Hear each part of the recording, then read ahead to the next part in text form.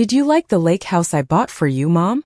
My son's question froze me in place halfway through slicing the pumpkin pie. I looked up slowly, the knife still in my trembling hand. What house, David? For a second nobody spoke. The only sound in my tiny kitchen was the hum of the old refrigerator, and the soft crackling from the Thanksgiving turkey still cooling on the counter. Then I saw it. My daughter-in-law Victoria went pale. I'm glad you're here. Follow my story until the end, and comment the city you're watching from so I can see how far my story has reached. Until that Thanksgiving evening, I believed my life was difficult but simple, lonely but honest. I had no idea someone had been stealing from me for years while smiling across my dinner table. The smell of roasted turkey and cinnamon filled my small apartment, though the place itself looked nothing like the homes you see in holiday magazines. The linoleum floor near the sink had started peeling last winter. The heater rattled every few minutes like it was coughing up its last breath. I'd placed a folded towel near the window to block the November draft that always slipped through the cracked frame. Still, I tried to make it warm. Thanksgiving mattered to me, especially after Harold died. My husband had loved this holiday more than Christmas. He used to wake up before dawn to watch the parade on television while sneaking pieces of turkey skin from the roasting pan when he thought I wasn't looking. That was 3 years ago. Now it was just me. At 72, I worked part-time as a janitor at an elementary school outside Columbus, Ohio. 3 evenings a week, I cleaned classrooms after the children went home. Tiny chairs, dicky desks, crayons melted into carpets. The work exhausted my knees, but it paid enough to keep the lights on. Barely. I never told David how bad things had gotten after Harold passed away. A mother learns early that her job is to protect her children from worry, even when they're grown. So when my blood pressure medication doubled in price, I quietly started taking half doses. When my old Buick stopped working last February, I learned the bus schedule. When my winter coat tore under the arm, I stitched it myself with blue thread that didn't quite match. And every time David called saying he was swamped with work, I told him not to worry about me, because he sounded happy, successful. That mattered more. David had built a technology consulting company from nothing. At 38, he owned a house big enough to fit my entire apartment inside the living room. The last time I visited, Victoria had shown me their marble kitchen countertops as if she were giving a museum tour. I remember touching the polished stone with nervous fingertips, afraid I might scratch something. You deserve beautiful things too someday, Mom, David had told me then. I smiled and said I already had everything I needed. I thought he believed me. That Thanksgiving afternoon, I spent nearly 6 hours cooking. Turkey with rosemary butter, sweet potato casserole, homemade stuffing just the way Harold liked it. I even made pecan pie from scratch despite how expensive pecans had become. By 4 o'clock, my legs ached so badly I had to sit down twice while setting the table. But when David finally knocked on my apartment door, all the pain disappeared for a moment. Mom, he said warmly, pulling me into a quick hug. He smelled expensive now. Cedar cologne and dry-cleaned wool. Behind him stood Victoria in a cream-colored coat that probably cost more than my monthly rent. Her blonde hair was perfectly curled despite the cold wind outside. You look wonderful, Eleanor, she said with her usual polished smile. But her eyes swept across my apartment too quickly. Always scanning. Always measuring. I noticed things more after Harold died. The way Victoria sometimes looked embarrassed by me in public. The way she answered questions for David before he could speak. The way family visits became shorter after she entered the room. Still, I ignored it. That's what mothers do when they're afraid of losing their children. Dinner started pleasantly enough. David talked about expanding his company into Texas. Victoria mentioned a charity gala they attended in Chicago. I nodded politely while refilling glasses and passing plates around my tiny kitchen table. I tried to memorize the moment. My son sitting across from me. The soft glow from the overhead light. The sound of silverware against china. For a little while, it almost felt like family again. Then came dessert. I had just placed the pumpkin pie onto the table when David leaned back in his chair. And smiled. So, he said casually, how's the lake house treating you? I blinked at him. The what? The lake house, Mom. He laughed softly. The one I bought you 2 years ago near Lake Morrison. The pie server slipped slightly in my hand, I think you're confused, honey. David's smile faded. Victoria stopped moving entirely. The blue house, he continued slowly. 3 bedrooms. Big porch facing the water. I transferred everything into your name for your 70th birthday. My heartbeat began thudding painfully in my chest. David, I whispered. I never received any lake house. Silence filled the kitchen. Heavy. Terrible. And across the table, Victoria slowly lowered her eyes. Top of form, bottom of form. For a long moment, neither of us moved.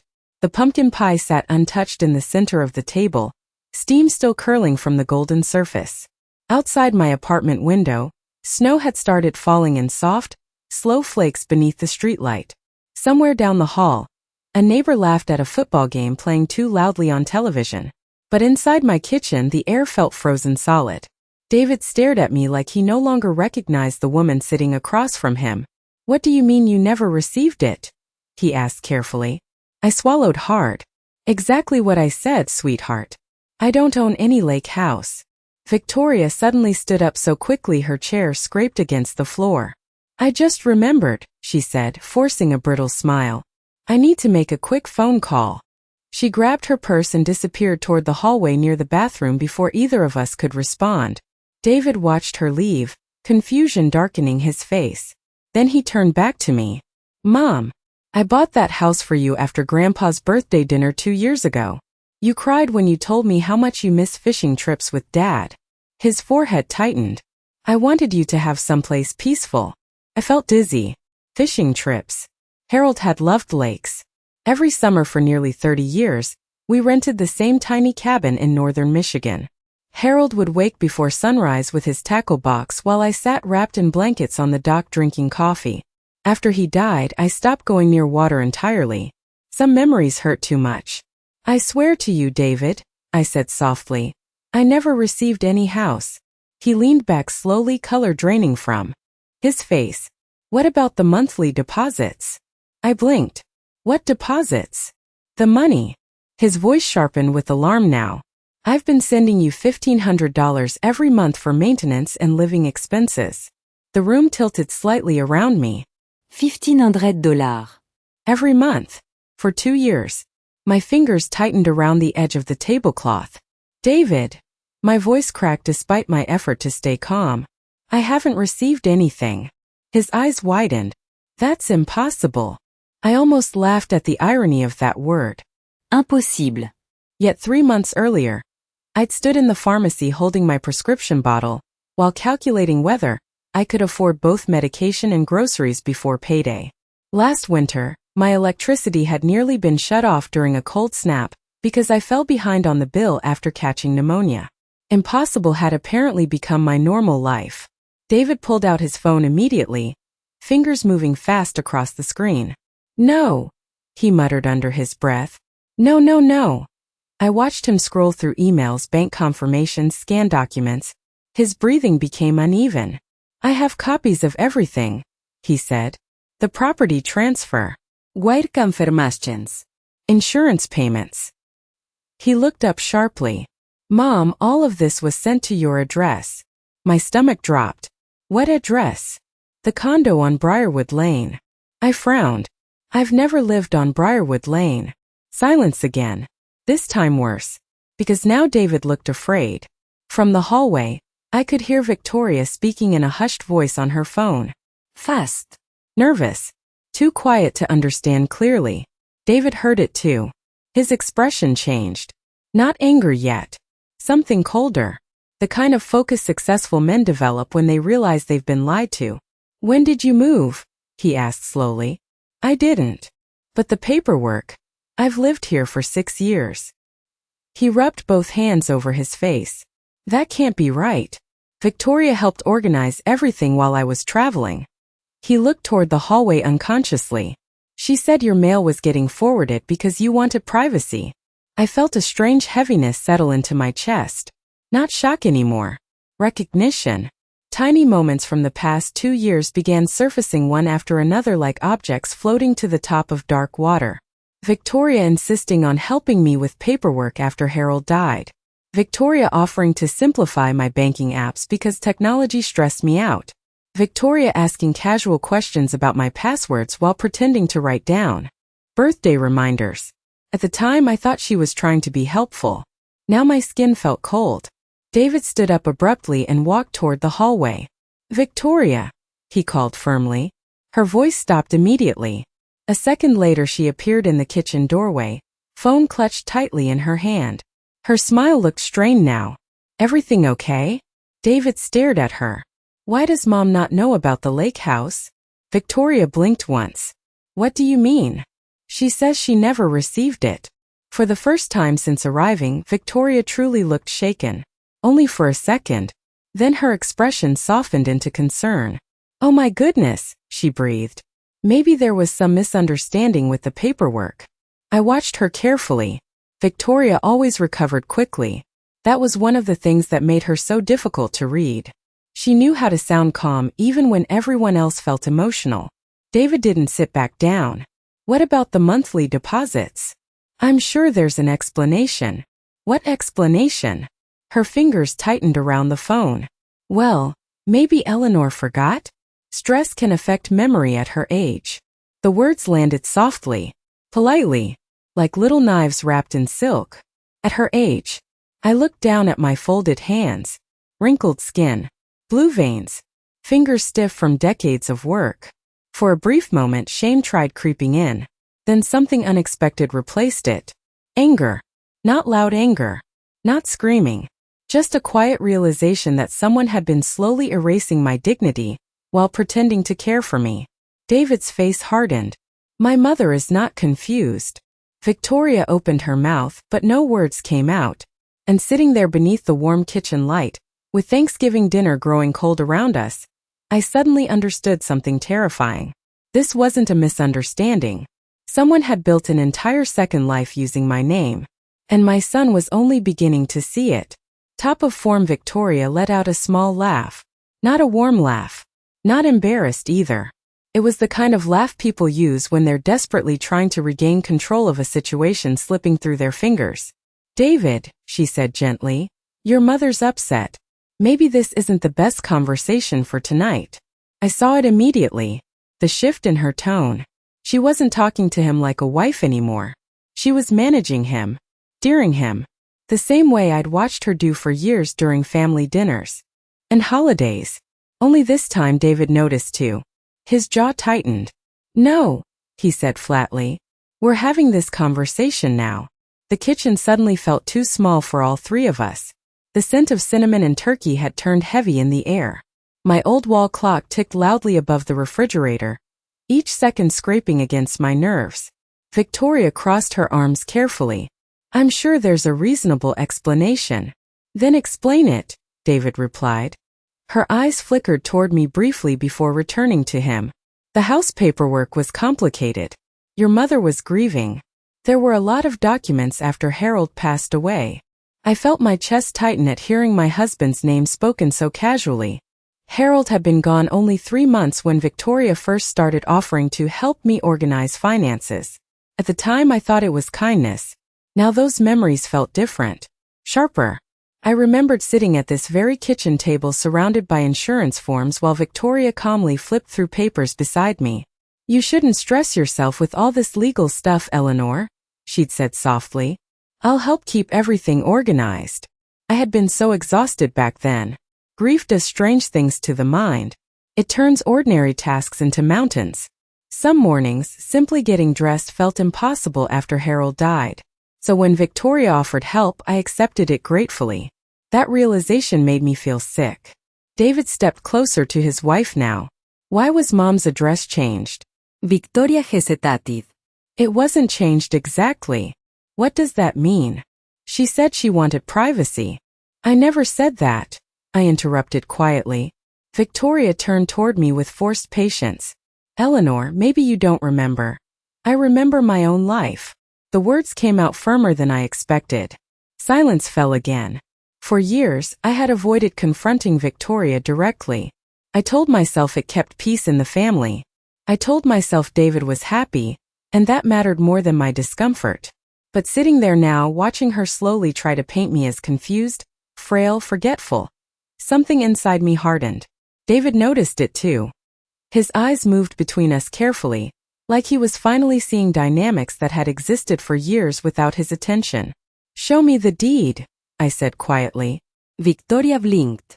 What? The house deed. I folded my hands together to stop them from shaking. If my name is on that property, show me. For the first time that evening, genuine panic flashed across her face. Only for a second, but it was enough. David saw it. Victoria, he said slowly. Where are the documents? They're probably in storage. What storage? At the house. What house? She opened her mouth, closed it again. I suddenly remembered another moment from nearly a year earlier. Victoria calling me unexpectedly one afternoon. Eleanor, did you receive some tax forms by mistake? She'd asked casually. David accidentally mixed up some mailing addresses. At the time I told her no. She sounded relieved. Back then I thought nothing of it. Now every memory felt poisoned. David sat down heavily at the table again, rubbing his temples. Oh my God, he whispered. I had never heard my son sound truly frightened before. Not even when Harold was in the hospital. Victoria moved quickly toward him then, placing a hand on his shoulder. David, please. Let's not overreact. He pulled away immediately. When were you planning to tell me Mom never got the house?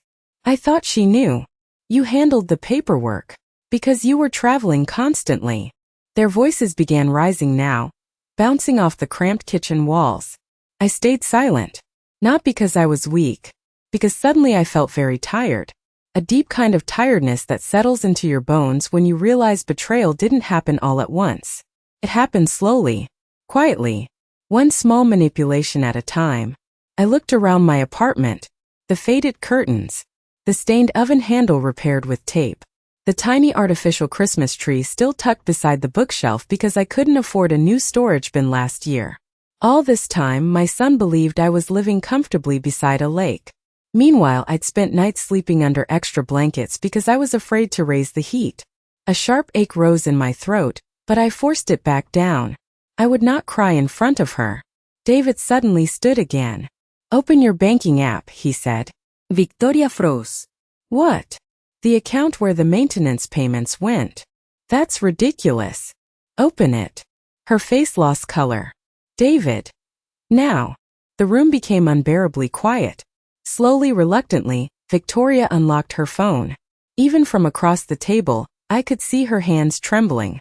And in that moment, before a single screen was shown, before a single account balance appeared, I already knew the truth. Not because of the money. Not because of the missing house. But because guilty people panic when asked for simple honesty. And Victoria looked terrified. Victoria stared at her phone without moving. The screen light reflected faintly across her face, making her look pale and strangely older. Outside, the wind rattled against my apartment windows, carrying the sound of distant sirens somewhere across town. David's voice came lower this time. Open. The account. I had heard that tone before. Not from my son. From Harold. Years ago, when a mechanic tried charging us for repairs he never completed, Harold had spoken with that same terrifying calmness. Quiet anger always frightened me more than shouting. Victoria swallowed hard. You're making this look worse than it is. David didn't answer. Slowly, she turned the phone toward him. I watched my son's eyes scan the screen. Then stop. His entire body went still.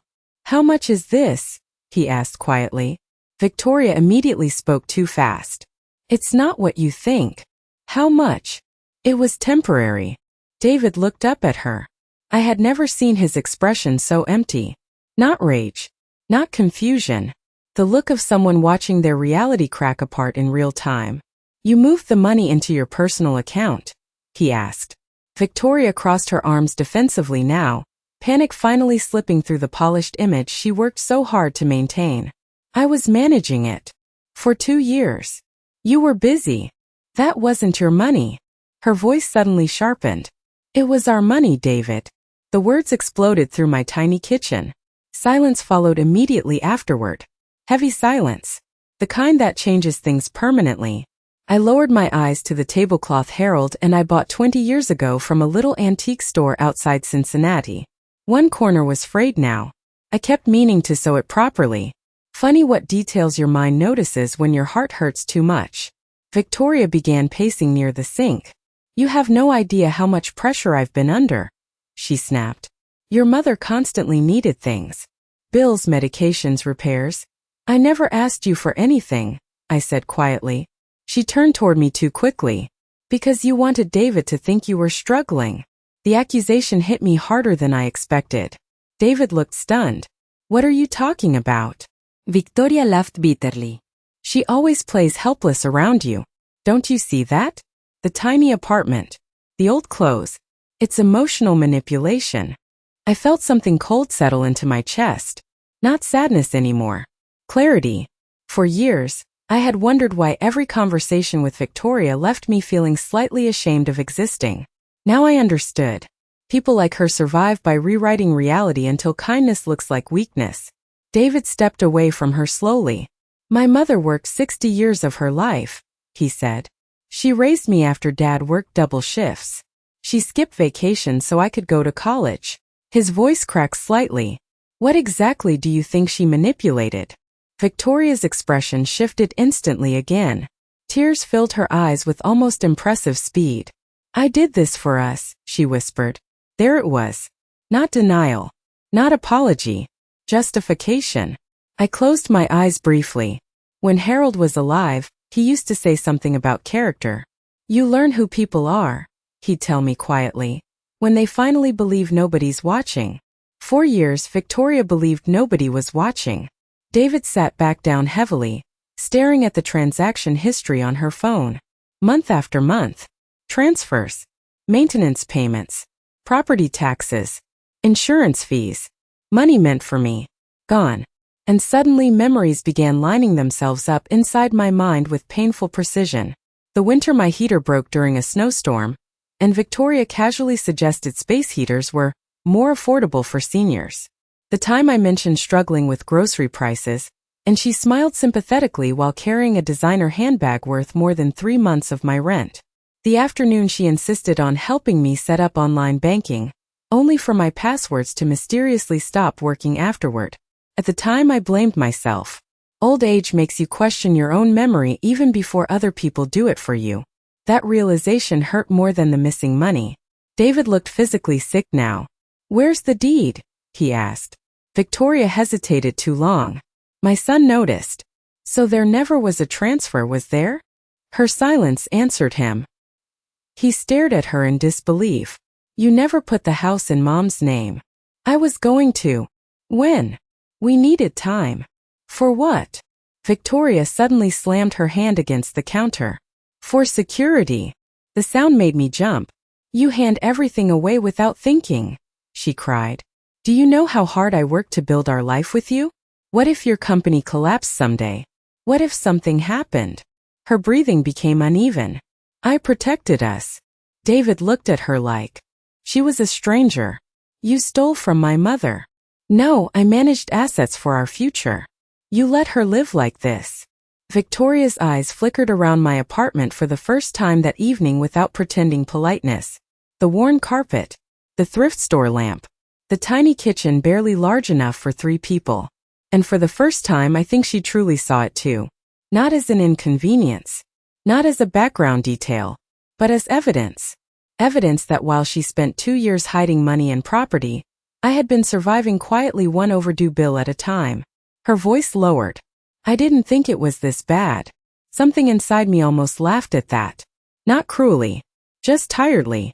Because that sentence explained everything. She never asked. Never looked closely. Never cared enough to know. David stood up again, slower this time. I need air, he muttered. Then he walked out onto the apartment balcony without his coat despite the freezing November wind. Victoria remained motionless near the counter. And for the first time since I met her 12 years ago, neither of us pretended anymore. The mask was finally gone. All that remained was silence. And the terrible truth sitting between us at my Thanksgiving table. I don't know how long Victoria and I stood there without speaking. The kitchen suddenly felt unbearably small. The overhead light cast a yellow glow across the cracked countertops Harold and I had installed ourselves nearly 30 years ago. I remembered him kneeling on this very floor with measuring tape clipped to his belt while country music played softly on the radio. Back then, this apartment had felt temporary. We were saving for something better. Funny how life keeps moving the finish line. Victoria finally broke the silence first. "You think I'm a monster now," she said quietly. I looked at her carefully. For once, her makeup had started fading around the eyes. The perfect daughter-in-law image she polished so carefully was slipping apart piece by piece. And beneath it I saw something surprising. Not guilt. Fear. "I think," I answered slowly, "that you got comfortable deciding what kind of life I deserved." Her jaw tightened immediately. "You don't understand how stressful things have been." I almost smiled at that. People always talk about stress when they're caught hurting someone else. As though pressure alone explains cruelty. "I cleaned elementary school bathrooms last Tuesday. With a fever," I said softly. "I came home and ate canned soup because payday wasn't until Friday." I folded my hands calmly in my lap. "So no, Victoria. I think I understand stress very well." She looked away first. That mattered more than I expected. Outside on the balcony, I could see David standing motionless beneath the weak porch light, snow collecting lightly across the shoulders of his dark coat. My son looked older tonight. Not physically. Emotionally. Like something inside him had collapsed. Victoria followed my gaze toward the balcony. "I never meant for this to happen," she whispered. I studied her face carefully. "You mean you never meant to get caught?" That hit her. I could tell because her eyes flashed briefly with anger before the sadness returned. For years, I had watched Victoria control every room she entered without raising her voice. She manipulated gently, elegantly, like someone rearranging furniture while pretending not to touch anything. She isolated people quietly. One suggestion here. One changed plan there. One miscommunication after another. And suddenly mothers spent holidays alone while wives stood smiling in family photographs. The realization settled painfully into my chest. This hadn't started with the house. It had started long before that. I remembered Tommy's 8th birthday party last spring. Victoria told me the celebration was canceled because Tommy had the flu. 3 days later, I saw pictures online of the entire family at an indoor water park. Everyone looked happy. At the time, David apologized and blamed confusion with scheduling. Now I wondered how many confusions had really belonged to Victoria. "How long?" I asked quietly. She frowned slightly. "What? How long have you been deciding what David should know about me?" Her face hardened again. "That's not fair. Isn't it? You always make me sound manipulative." Ich zerrte her. Because that sentence told me everything. Not, "I'm sorry." Not, "I was wrong." Only, "You make me sound bad." Some people care more about appearances than harm. The balcony door slid open suddenly. Cold air rushed into the kitchen as David stepped back inside. His face looked pale from the freezing wind, but his eyes looked different now. Clearer. He walked straight toward the table and placed his phone beside my plate. "I called the bank," he said quietly. Victoria went rigid. David continued without looking at her.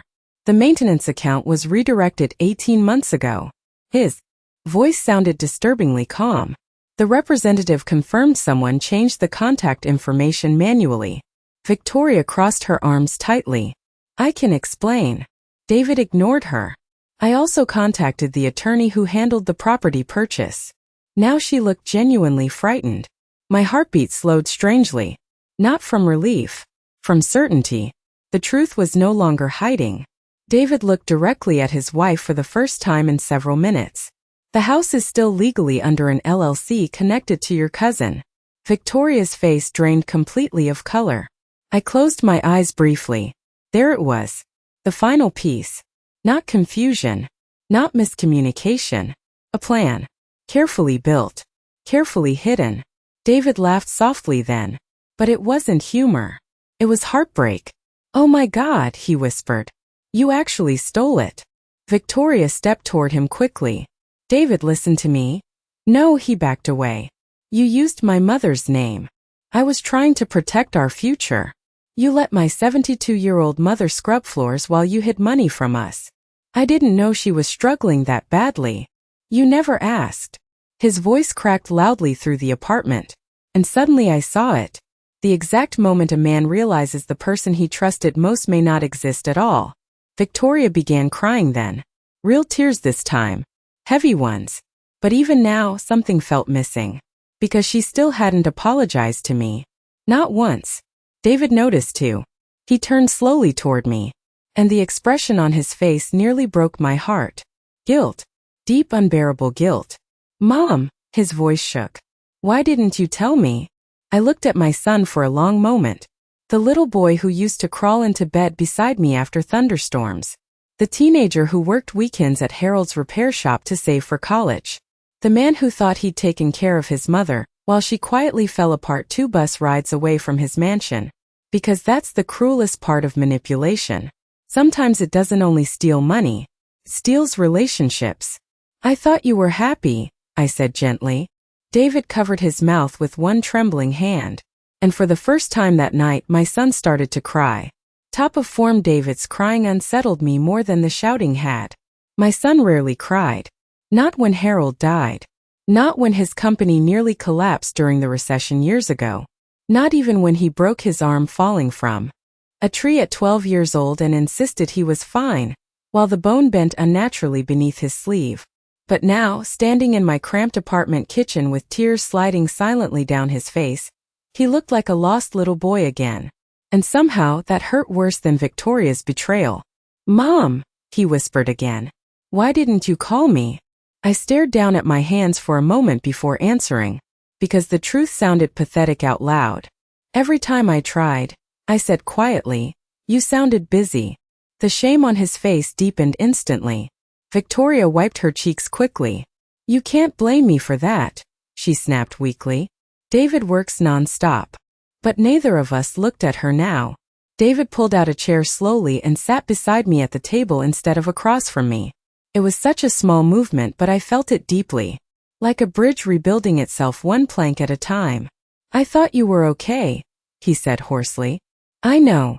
I thought you loved the house. I would have loved it. His eyes closed briefly. The silence between us wasn't empty anymore. It was crowded with realization. Missed phone calls. Shortened visits. Holidays rushed through because meetings mattered more. Years we could never get back. Victoria suddenly spoke again, her voice sharper now that she was losing control. So what happens now? She asked. You're both acting like I committed some terrible crime. David turned toward her slowly. You stole property and redirected money intended for my mother. I protected our assets. You forged an entire reality. Her composure cracked instantly. Oh please, she snapped. You make me sound evil because I made practical decisions. I flinched slightly at the bitterness in her voice. Not because it frightened me. Because it sounded familiar. I thought back over 12 years of marriage between them. The subtle comments. The little humiliations disguised as jokes. Oh, Eleanor probably wouldn't enjoy a restaurant that expensive. Traveling might be too tiring for someone her age. We didn't want to overwhelm you with too many people. One sentence at a time she had reduced my world. And I let her. Not because I was weak. Because mothers from my generation were taught that endurance was love. Keep peace. Don't complain. Don't burden your children. Even if it slowly breaks your heart. David stood up again. I can't even. Look at you right now. Victoria's expression hardened instantly beneath the tears. Fine, she said coldly. Then maybe we should both start being honest tonight. Something in her tone made my stomach tighten. David noticed too. What does that mean? She crossed her arms tightly. It means I'm not the only person who ignored things. Her eyes flickered toward me briefly. Your mother never wanted you to see reality either. I frowned slightly. What reality? Victoria laughed bitterly. That you were lonely. That you needed help. That your life was falling apart. The words landed harder than I expected because part of them were true.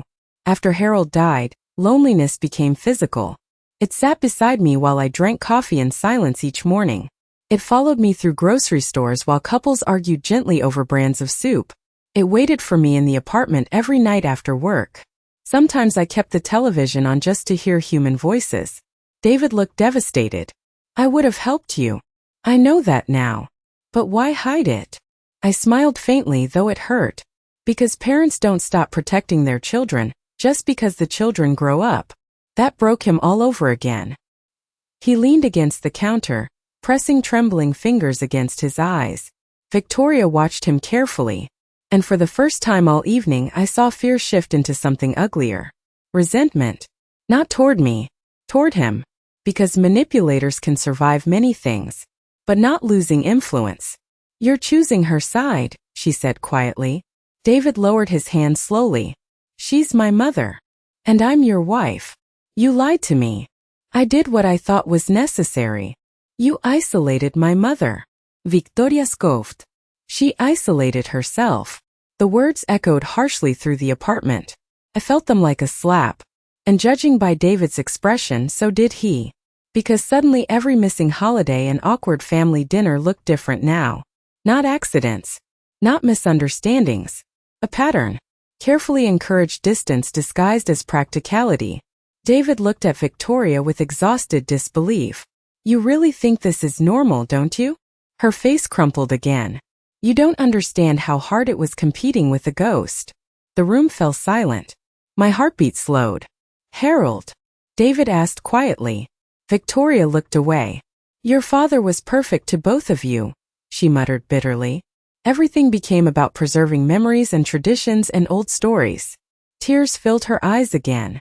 There was never room for me. For one brief moment I almost pitied her. Almost. Because loneliness can twist people. Insecurity can rot kindness from the inside out. But pain does not excuse cruelty. And insecurity does not justify stealing years from someone else's life. David's voice became frighteningly calm. So you punished my mother because you felt excluded? Victoria didn't answer. That was answer enough. Outside, snow continued falling steadily beyond the windows. The turkey had gone cold hours ago. Half-finished pie still sat untouched on the table. A Thanksgiving dinner meant to bring family together had instead ripped ours wide open. And deep down, I knew nothing would ever return to the way it had been before tonight. Nobody touched the food anymore. The Thanksgiving dinner I had spent all day preparing sat abandoned beneath the kitchen light like evidence from another lifetime. The turkey had dried out. The gravy formed a thin skin inside the bowl. Candles near the windowsill had burned down into small pools of wax. And still none of us moved. David leaned against the counter with both hands braced against the edge, breathing slowly like he was trying not to fall apart completely. Victoria stood near the refrigerator hugging herself tightly. I remained at the table, too tired to stand, too numb to cry. Finally David spoke. How long were you planning to keep this going? Victoria stared at the floor. I don't know. That's not an answer. Her voice sharpened instantly again. Because there was never a good time to tell you. You could have started with the truth. And ruin our marriage, she snapped. The room fell silent. Not because of the volume. Because of what she admitted without realizing it. David noticed too. His face changed slowly. You knew this would destroy us.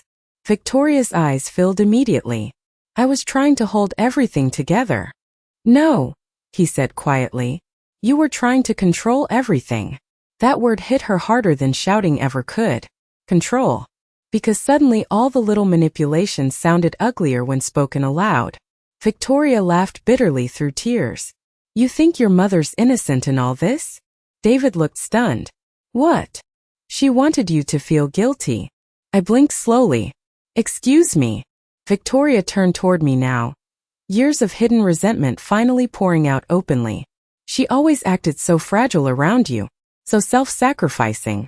Like some lonely saint. Her breathing grew uneven. Do you know how exhausting that was? He stared at her quietly. And for the first time I truly understood something important. Victoria had never hated me because I was cruel. She hated me because I reminded David of unconditional love. People who manipulate relationships often see kindness as competition. David looked horrified. She's my mother. And I was your wife. You still are. The correction slipped out automatically. But even David sounded uncertain saying it. Victoria noticed. Her face crumpled instantly. So that's it, she whispered. 12 years together and suddenly I'm the villain? Nobody answered. Because sometimes silence tells the truth more honestly than words can. She wiped her eyes angrily. You have no idea what it felt like, she continued. Every holiday became about Eleanor. Every family memory involved Eleanor and Harold. Every story made me feel like an outsider. I frowned slightly. That's what this was about? You wouldn't understand. No, I said softly. I understand perfectly. She looked startled. I folded my hands carefully atop the table. When I married Harold, his mother hated me for years. My voice stayed calm and even. She thought nobody would ever love her son correctly except her. Victoria blinked. David looked surprised too. I rarely spoke about those years. I spent holidays feeling judged. I continued quietly. I spent dinners wondering whether I belonged in the family at all. I looked directly at her. Do you know what I didn't do? She said nothing. I didn't punish an old woman for my insecurity. The words landed heavily between us. Victoria's face flushed instantly. You think you're better than me? No, iyan suara tunasli. I think you made choices. Bad ones. For a moment nobody spoke again. Then David quietly pulled a chair beside mine and sat down. Close. Not across the room. Beside me. And somehow that tiny movement nearly broke my heart. I missed so much, he whispered. I looked at my son carefully. The exhaustion in his face. The guilt hollowing out his eyes. And suddenly I didn't feel angry at him anymore. Just sad. Sad for all the years manipulation had quietly stolen from both of us. You were building your life, I said gently. At the cost of yours. No parent wants their child carrying guilt for succeeding. His voice cracked. But you were suffering. I looked down at the cold pie still sitting, untouched between us. I survived. The truth was simpler than people realize. Older women survive things quietly every day. Loneliness, widowhood, bills, disappointment, silence. We survive because nobody really notices when we don't. Victoria suddenly grabbed her purse from the counter. I can't do this tonight. David looked up slowly. You're leaving. What do you want from me? She cried. You already decided I'm some horrible person. You stole from my mother. I was scared. Of what? She hesitated. And for the first time all evening, her answer sounded honest. Of losing everything. David stared at her for a long moment. Then he asked the question that finally shattered whatever remained between them. Was there ever a moment, he said quietly, when you felt guilty watching her struggle? Victoria opened her mouth. But nothing came out. And that silence told us everything. David looked away first. Not angry anymore. Worse. Done. Victoria saw it immediately. Her face went pale. David. But he shook his head slowly. I need you to leave. The words barely sounded real. Victoria froze. You can't be serious. I am. It's Thanksgiving. And my mother spent 2 years believing nobody cared whether she lived or struggled. His voice remained frighteningly calm. So yes, I'm serious. Tears streamed down her face now. Real panic. Real fear. Because for the first time since walking into my apartment that evening, she no longer controlled the room. She looked at me desperately then, almost expecting rescue. Maybe because women like me had spent our whole lives smoothing over family disasters, keeping peace, absorbing pain quietly. But I simply held her gaze. And said nothing. A few minutes later, the apartment door closed behind her. The sound echoed through the tiny rooms with terrible finality. Then silence returned. Only this time it felt different. Not tense. Not poisonous. Just sad. Deeply, painfully sad. David remained sitting beside me at the kitchen table long after Victoria left. Snow continued falling outside. And somewhere deep inside me, I realized this Thanksgiving had not only exposed betrayal, it had exposed how fragile families become when truth disappears little by little over time. After Victoria left, neither David nor I spoke for a very long time. The apartment felt strangely hollow without her voice filling every silence. I could hear the old heater rattling again near the hallway. Pipes groaned softly somewhere inside the walls. Outside, snow continued drifting past the windows beneath the orange glow of the parking lot lights. David sat beside me staring at the table, at the cold Thanksgiving dinner. at the untouched pie, at the life he thought I'd been living. Finally he spoke. How bad has it really been? The question hung heavily between us. I considered lying. Mothers do that instinctively. We soften things. We protect our children from ugly truths even when those truths belong to us. But tonight felt different. Tonight, lies had already destroyed enough. So I answered honestly. Last winter, I said quietly, the heat went out for 4 days. David turned toward me sharply. What? I kept my eyes on the tablecloth. The landlord fixed it eventually. I used the oven for warmth at night. I smiled faintly. Don't look at me like that. Plenty of people do worse. His face crumpled. Mom, I wore gloves to bed sometimes. The horror in his eyes made me regret speaking. But once truth starts coming out, it rarely stops politely. I stopped buying fresh fruit for a while because it was too expensive. I paused. And I switched to generic medication after my insurance changed. David covered his face with both hands. I hated seeing him like this. Not because he didn't deserve guilt, but because guilt ages people quickly. I should have known, he whispered. How? I don't know. I just should have. I thought about that carefully. Then I shook my head. No, my voice stayed gentle. You trusted your wife. That's what good husbands are supposed to do. He laughed bitterly through tears. Some husband. I looked at my son. Really looked at him. The expensive watch still hanging loosely from his wrist. The dark circles beneath his eyes. The silver beginning near his temples that hadn't been there last Christmas. Success had changed his life. But exhaustion had changed him too. David, I said softly. When was the last time you were actually happy? He looked startled by the question. Then strangely tired. I don't know. That answer hurt more than I expected. Because suddenly I realized Victoria wasn't the only person who had slowly lost herself over the years. My son had too. He leaned back in the chair heavily. She controlled everything gradually, he admitted quietly. At first it seemed harmless. He rubbed his forehead. Dinner schedules. Holiday plans. Which calls were important enough to interrupt meetings. I listened silently. She always said she was helping me focus. His laugh sounded empty now. I thought I was lucky to have someone handling life while I built the company. Outside, a car drove slowly through the snow-covered parking lot. Its headlights slid briefly across our kitchen walls before disappearing again.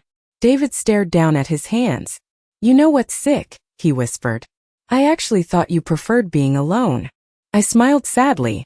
Nobody prefers loneliness, sweetheart. The words settled deeply into the room. Because loneliness at my age becomes invisible to younger people.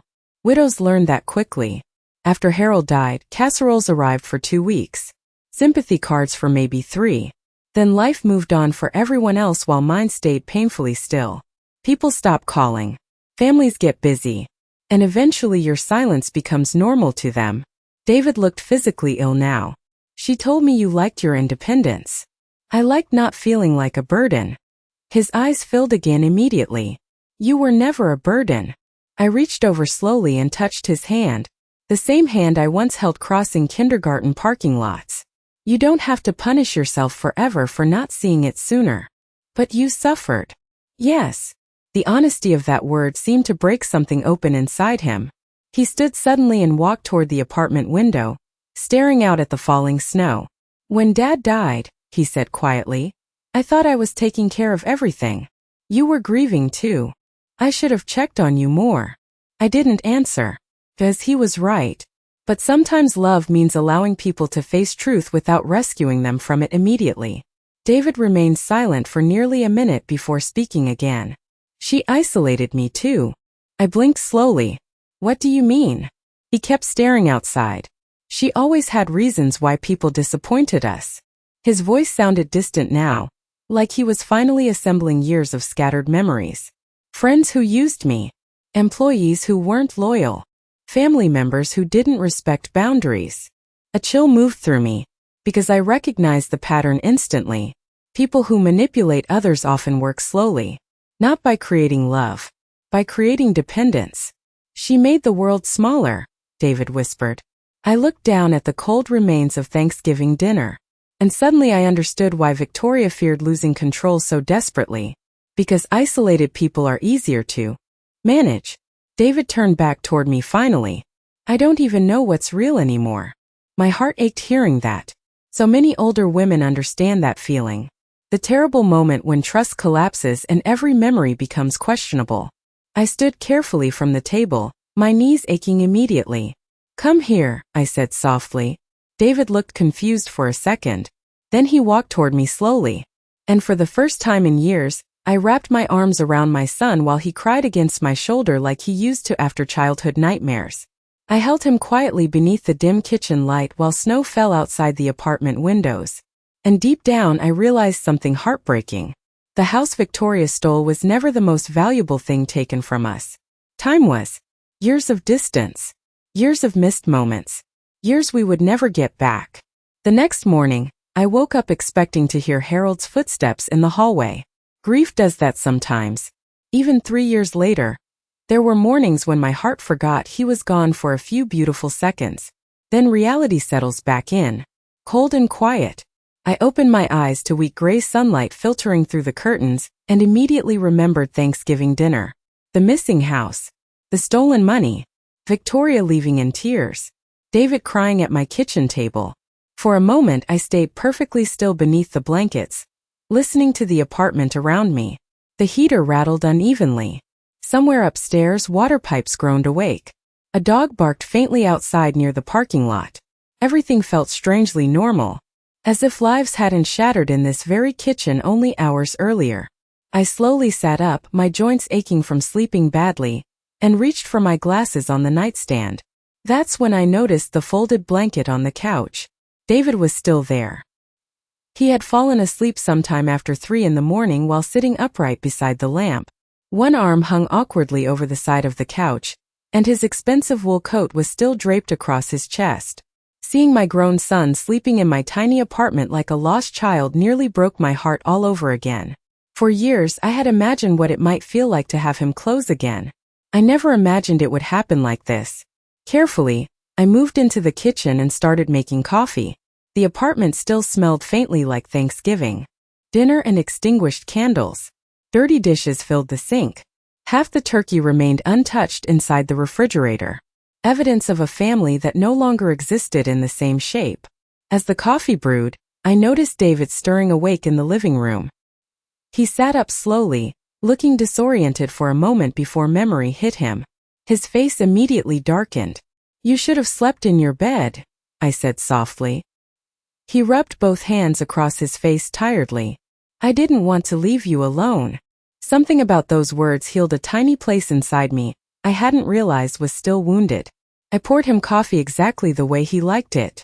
2 sugars. Little cream. Some habits never leave mothers. David stared at the mug when I handed it to him. "You still remembered?" "Of course I did." His eyes watered instantly again. Poor boy. He looked emotionally exhausted now, like someone who'd spent an entire night walking through broken glass inside his own mind. We sat quietly at the kitchen table while snow continued falling outside. Finally David spoke. "I called Martin last night." I frowned slightly. "Martin Reynolds?" He nodded. Martin had been Harold's attorney for nearly 25 years. Calm. Precise. The kind of man who still mailed handwritten Christmas cards every December. "He's meeting us this afternoon." A nervous feeling settled into my stomach immediately. "David, we need to know how bad this is." I looked down into my coffee cup. Part of me didn't want more truth. At my age, you learn some truths arrive carrying wreckage behind them. David leaned forward slightly. "Mom, there's something else." The tone in his voice made me uneasy. "What is it?" He hesitated. "The LLC connected to the lake house." His jaw tightened. "Victoria's cousin filed paperwork 6 months ago attempting to transfer partial ownership." My chest went cold. "She was trying to sell it?" "I think so." For several seconds I couldn't breathe properly. Not because of the money. Because suddenly I realized how close I had come to losing something I never even knew existed. A home meant for me. A final gift from my son. Quietly stolen before I could even step inside it. David looked furious again now. "I already contacted the bank's fraud department." His voice hardened. And Martin thinks criminal charges may be possible. The word criminal sounded ugly in my kitchen. Too ugly. Closed my eyes briefly. Don't, I whispered. David looked stunned. Mom, I don't want revenge. She stole from you. Yes. She lied for years. I know. Then why are you protecting her? I opened my eyes slowly. Because the answer was complicated. Because older women understand something younger people often don't. Pain spreads. Punishment spreads too. Families rarely survive public destruction intact. I'm not protecting her, I said quietly. I'm protecting what's left of you.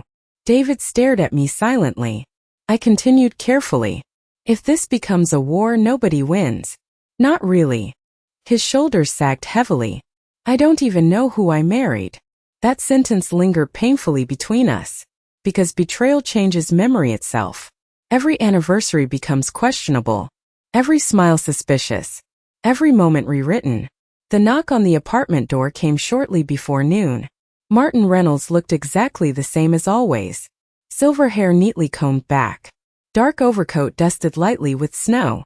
Leather briefcase tucked beneath one arm.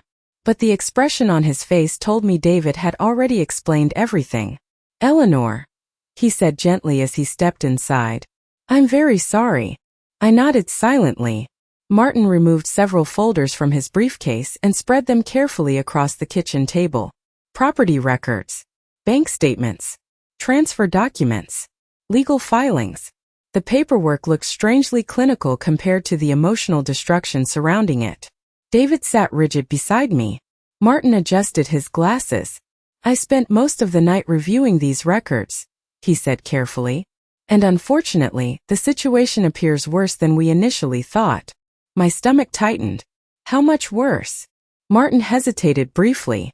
Then he slid one document slowly across the table toward us. Mrs. Bennett, he said quietly. Someone used your identity repeatedly over the last 2 years. The room went completely silent. And suddenly I realized Thanksgiving had only uncovered the beginning of the nightmare. I stared at the document in front of me without fully understanding the words at first. Legal language has a way of making terrible things sound strangely polite. But one phrase stood out immediately. Autorise de signature. Beneath it was my name. Or at least something pretending to be my name. My hands began trembling. That's not my signature, I whispered. Martin nodded grimly. We know. David looked ready to be sick again. Martin carefully slid several more papers across the table. Credit applications. Property authorizations. Tax forms. Every page carried some version of my forged Signature. The room felt smaller with every document. Heavens, I murmured. David pushed his chair back abruptly and stood. She used my mother's identity? Martin looked uncomfortable. It appears someone accessed Eleanor's personal records repeatedly. He paused carefully, including her social security information. I closed my eyes. Suddenly dozens of tiny memories crashed together all at once. Victoria offering to organize my filing cabinet after Harold died. Victoria insisting she'd help scan important documents into digital folders. Victoria casually asking security questions during conversations. What was Harold's first dog's name again? What street did you grow up on? At the time they sounded harmless, friendly. Now every memory felt contaminated. David began pacing the apartment. No. No. He dragged both hands through his hair violently. This can't be real. Martin remained calm, though I noticed sadness in his eyes too. I'm afraid it is. I looked down at the forged signature again. My name. Used like a tool. Used like I wasn't even a real person. Just paperwork. Just access. Just an elderly woman unlikely to notice. Something inside me cracked then. Not loudly. Quietly. The kind of pain that doesn't scream because it's too deep for sound. I trusted her? I whispered. Neither man answered. Because there was nothing to say. Martin cleared his throat gently. There's more. David stopped pacing immediately. What else? Martin hesitated. Then he opened another folder. The lake house was not the only asset involved. My heartbeat slowed painfully. What do you mean? Martin removed several bank statements. Approximately $480,000 was transferred over the last 2 years through various shell accounts connected to Victoria's relatives. The number barely felt real. Nearly $500,000. David stared in disbelief. That's impossible. It accumulated gradually, Martin explained carefully. Maintenance payments, investment diversions, tax reimbursements. Small enough amounts individually to avoid immediate attention. I suddenly understood something horrifying. Victoria hadn't acted impulsively. This wasn't panic. This wasn't desperation. It was strategy. Years of strategy. David sank slowly into his chair again like his legs could no longer support him. She planned this, he whispered. Nobody disagreed. Outside, snow continued falling steadily beyond the apartment windows, soft and peaceful against the terrible silence inside. I looked around my tiny kitchen, the thrift store curtains, the repaired cabinet handles. The ancient coffee maker Harold kept fixing with electrical tape instead of replacing. All this time I had been surviving carefully, counting every dollar. Meanwhile, my identity funded someone else's secret life. A strange numbness spread through me. Not rage. Not even shock anymore. Just exhaustion. Martin looked at me kindly. Eleanor, there's something important you need to understand. His voice softened. None of this happened because you were foolish. I almost laughed at that.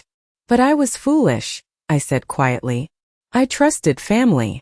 No, Martin replied firmly. You behaved like someone capable of love. That is not the same thing. The words settled deeply into me. David suddenly spoke without lifting his head. She isolated Mom on purpose. Martin nodded slowly. That's common in long-term financial manipulation cases. Cases. The word made my stomach twist. Like our family had become something cold and clinical now. Evidence folders. Legal terminology. Fraud investigations. Not birthdays. Not holidays. Not love. David looked up finally. What happens now? Martin folded his hands carefully. Legally, we freeze the accounts immediately. File fraud reports. Begin recovery proceedings. He paused. Personally, his eyes moved between us sadly. That part is harder. I knew what he meant. Money can sometimes be recovered. Trust usually cannot. My eyes drifted toward the apartment window where snow had begun covering the parking lot completely now. Everything looked softer beneath snow. Cleaner. But underneath it, all the damage still remained. David's phone suddenly buzzed loudly against the table. He looked down at the screen. Victoria. The room instantly tightened. He stared at her name for several seconds before answering. What? Even through the phone, I could hear panic in her voice. Rapid. Breathless. David's expression darkened immediately. What do you mean, reporters? Martin and I exchanged a quick glance. David stood up slowly. How did they find out? His voice sharpened dangerously. Victoria, what did you do? He listened silently for another few seconds. Then his entire face changed. Pure disbelief. You told your cousin to move the remaining money this morning? His voice echoed harshly through the apartment. Are you insane? My blood turned cold. Victoria was still trying to move money. Even now. Even after everything. David closed his eyes briefly. Don't call me again until you speak to an attorney. Then he ended the call. The silence afterward felt enormous. Martin spoke first. She's panicking. No, David said quietly. He looked toward me then. And for the first time since Thanksgiving dinner began, his expression held something new. Not confusion. Not heartbreak. Finality. She's trying to run. Top of form, the apartment felt colder after that phone call. Not physically. Emotionally. Like the last fragile thread holding everything together had finally snapped. David remained standing beside the kitchen table, phone still clenched tightly in his hand. His face looked drained now. Exhausted beyond anger. Martin quietly gathered a few papers into neat stacks, giving us space to breathe. I wrapped both hands around my coffee cup even though it had already gone cold. She's scared, I said softly. David laughed bitterly. She should be. I looked down at the table. For a moment, I pictured Victoria the first Thanksgiving she spent with our family 12 years ago. She had brought homemade cranberry pie and nervous smiles. Harold teased her kindly when she accidentally burned the dinner rolls. Back then she looked young, hopeful. I wondered when fear turned into greed inside her.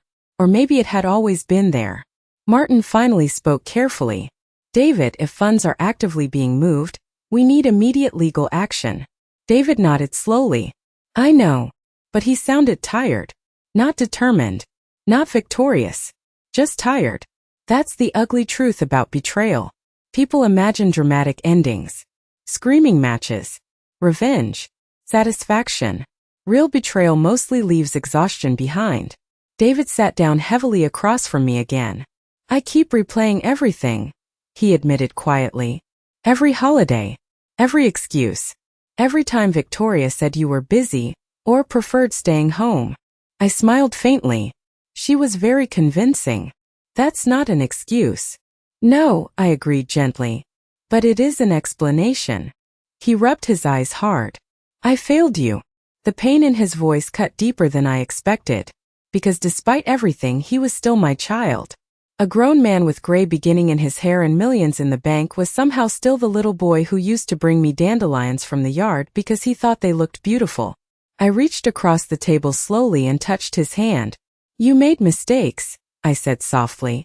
That's different from failure. His eyes filled again immediately. I left you alone. Yes. The honesty of my answer made him flinch. But healing requires truth before comfort. I should have called more. Yes. I should have visited. Yes. Tears slid down his face silently now. But, I continued gently, you came when it mattered. He looked at me like he didn't believe he deserved kindness anymore. Maybe he didn't. But motherhood is strange that way. Love doesn't vanish simply because disappointment arrives. Martin quietly cleared his throat. There's another matter we should discuss. David straightened slightly. What? Martin hesitated. The lake house. A strange ache moved through my chest hearing those words again. A home I had never seen. A porch by the water meant for my old age. A place my son imagined me healing after Harold died. Martin adjusted his glasses. The property transfer can still be corrected. Legally, the house was never fully sold. David looked toward me immediately. It's yours, Mom. I almost laughed softly at the sadness of that sentence.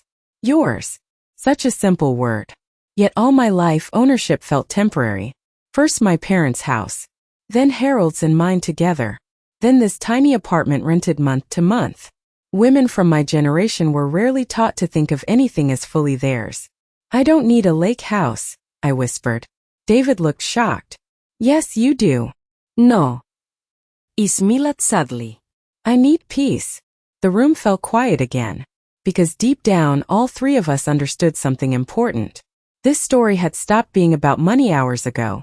It was about dignity, trust, loneliness, and the quiet ways older people disappear inside their own families without anyone noticing. David stared out the window for a long moment before speaking again. When Dad died, he said quietly, I buried myself in work because I couldn't handle the grief. I listened silently. And Victoria made it easy to stay distracted. His voice sounded hollow now. Every time I started asking questions about family, she redirected me toward business. He shook his head slowly. I thought success meant I was taking care of everyone. I thought about Harold then. About something he used to say after long shifts at the repair shop. Providing money isn't the same thing as providing presence. Back then I didn't fully understand what he meant. Now I did. David suddenly looked terrified again. What if you hadn't said anything yesterday? I smiled faintly. I almost didn't. That truth visibly shook him. Because both of us realized how easily this could have continued. Years more. Maybe forever. I might have died believing my son simply forgot about me. And David might have spent the rest of his life believing his mother chose isolation over love. A family destroyed quietly through controlled distance and hidden lies. Martin stood slowly, gathering the remaining folders. I'll begin emergency filings immediately, he said. And Eleanor.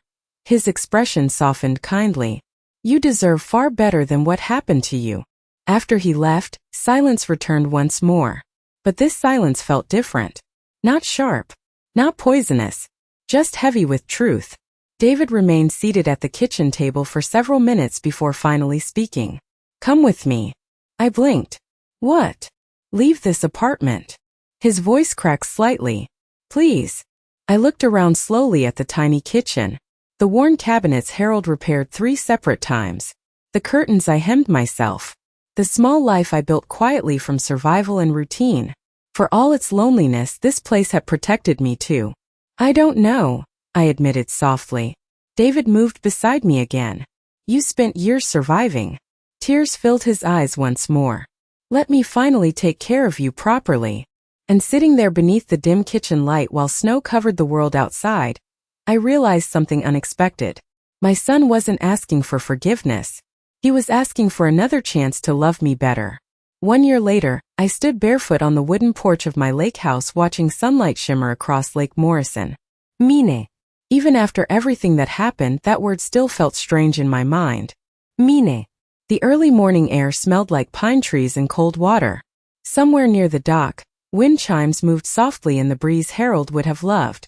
I wrapped my cardigan tighter around my shoulders and smiled faintly at the flower boxes lining the porch railing. Yellow daisies. Harold's favorite. The house wasn't enormous. 3 bedrooms. White siding. Blue shutters. A screened porch overlooking the water. Quiet enough to hear birds in the morning and frogs singing after sunset. Peaceful. That's what mattered most. Not luxury. Not revenge. Peace. After Thanksgiving, life unraveled quickly for everyone involved. Martin handled the legal work with frightening efficiency. Accounts were frozen. Property transfers reversed. Investigators uncovered years of financial manipulation tied to several shell companies connected to Victoria's relatives. The story even reached local news for a short while. I hated that part. Nothing humiliates a family quite like strangers discussing your pain over morning coffee. Victoria disappeared to Arizona for several months during the legal proceedings. Her attorneys negotiated settlements quietly to avoid criminal court. In the end, most of the money was recovered. Most. But some things cannot be recovered by banks or lawyers. Trust. Time. The shape of a family before betrayal enters it. David filed for divorce in February. I remember the night he told me. We sat beside the lake watching snow drift over the frozen water, while he stared silently into the distance. I keep wondering if any of it was real, he admitted quietly. I understood the question immediately. Because betrayal poisons memory. It forces you to revisit happy moments and ask whether they were genuine or carefully performed. I answered him honestly. I think she loved you in the only way she knew how. I paused gently. But love built on control eventually destroys itself. He cried that night too. Less violently than Thanksgiving. Grief changes shape over time. These days, David visits nearly every weekend. Not out of guilt anymore. Out of choice. There's a difference. Sometimes he works remotely from the small office upstairs while I cook soup in the kitchen. Sometimes we fish together from the dock the way Harold and he used to years ago. Last spring, he repaired the loose porch step without me asking. That tiny act nearly made me cry harder than all the apologies. Because love often speaks loudest through ordinary care. The first few months here felt strange. I wasn't used to quiet that felt comforting instead of lonely. I planted tomatoes behind the house. Joined a little church near town. Started baking again simply because I wanted to, not because I was trying to hold a broken family together. And slowly, without realizing it, I stopped surviving. I started living again. This Thanksgiving looked very different from the one before. Smaller. Softer. Healthier. David arrived early carrying 2 pumpkin pies from the bakery downtown, because he still can't bake to save his life. You always burn the crust, I teased while taking his coat. He smiled sheepishly. Some traditions matter. The words settled warmly into my chest. We cooked together quietly that afternoon. Turkey in the oven. Football playing softly in the living room. Snow falling gently outside the lake house windows. Simple things. The kind people overlook until they almost lose them forever. At dinner, David suddenly grew quiet. I noticed immediately.